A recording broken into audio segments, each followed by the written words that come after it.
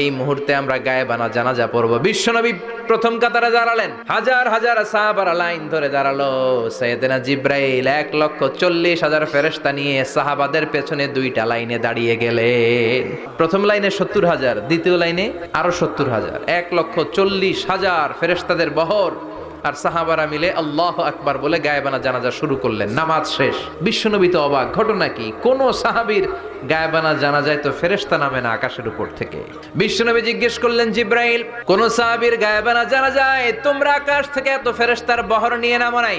কি এমন আমল করেছে আমার মুয়াবিয়া? কি এমন ভালো গুণ ছিল, ভালো আমল ছিল, যার কারণে আরশের উপরে তার এত সম্মান?